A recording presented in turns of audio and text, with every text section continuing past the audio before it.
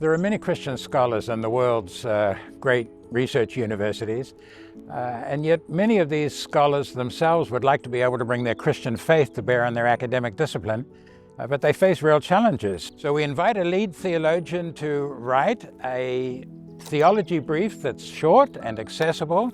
Scholars engage in interaction with that brief across the world and across disciplines, and the conversation goes back and forth as the scholar begins to apply the theology to her work or his work, and the theologian hears what the scholars are thinking.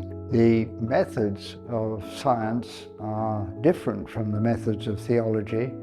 That's part of the value of the book, Order and Disorder, to bring different ways of thinking to bear on given topics.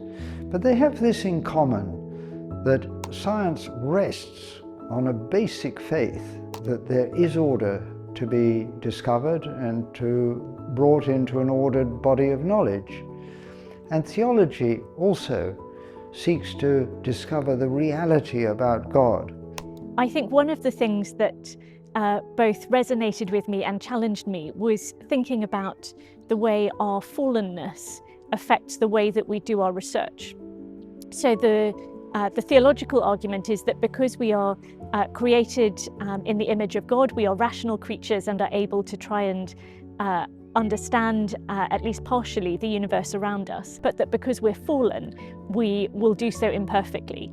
And that because of this, we really need to be pursuing truth as academics, not on our own, but in community. Christians, I think, are called to manifest the moral order of God in their own lives and to be, as it were, signs of moral order in a very disordered world. The issues that are being treated in this book are many of the great issues of our day, the kinds of issues that we see headlines in our social media or in our media. And here are disciplinary scholars who are experts in their field, bringing now a Christian point of view to equip all of us as to how we might approach these great issues of our time through a Christian lens, through a Christian point of view, through a Christian orientation.